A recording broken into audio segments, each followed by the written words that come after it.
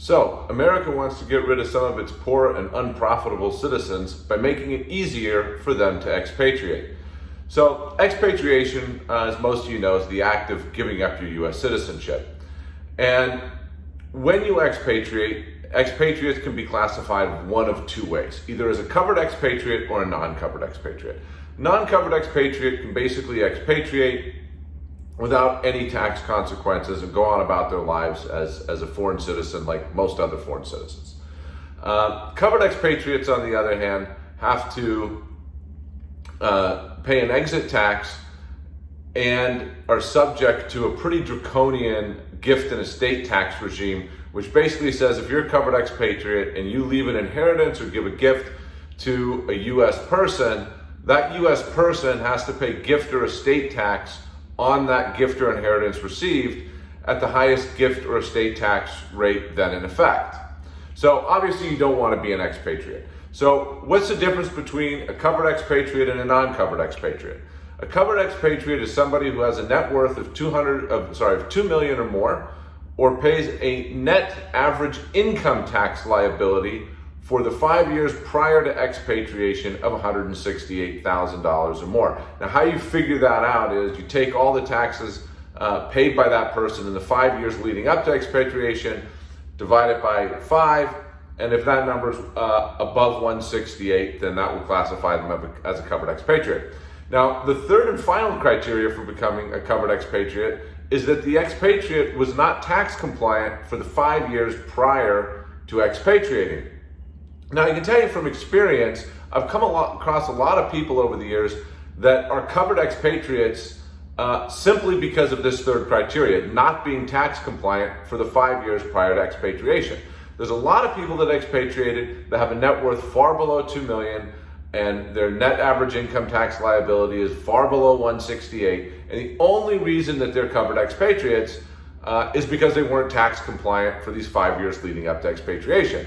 So had they been tax compliant for those 5 years leading up to their expatriation, they would not have been covered expatriates.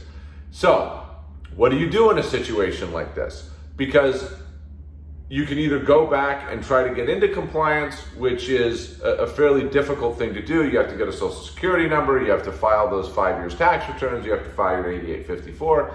Well, the US just introduced a new expatriation relief procedure that basically says if you're poor and you don't pay a lot of taxes in the US, then you can go ahead and leave because we don't want you anyway. And the way this relief procedure works is this. This relief procedure can be used years after your expatriation. So you could have expatriated maybe 5 years ago and be a covered expatriate simply because you weren't tax compliant and take advantage of this procedure. So how does this procedure work? So criteria number one, you have to have a net worth of less than 2 million. Fine. You have to have an aggregate tax liability of less than 25,000 for the 5 years leading up to your expatriation date. So you just add up all the taxes all your U.S. taxes that you would have paid leading up to your expatriation date, and if it's less than 25 grand, you qualify. Now, a lot of people might be thinking, okay, 25,000 is not a whole bunch of money, but it's 25,000 after taking into consideration things like the foreign earned income exclusion and the foreign tax credit. So you could, for example, have somebody who makes 500 euros a year in a high-tax European country, and they may qualify because they pay so much more taxes in Europe that the foreign tax credit would likely completely wipe out their U.S. tax liability in each one of those years, and they would qualify for this less than $25,000 aggregate. The third criteria is you must not have filed a U.S. tax return before. And the fourth criteria is your actions must have been non-willful. So you can't have willfully not complied with the U.S. tax obligation. It has to be non-willful.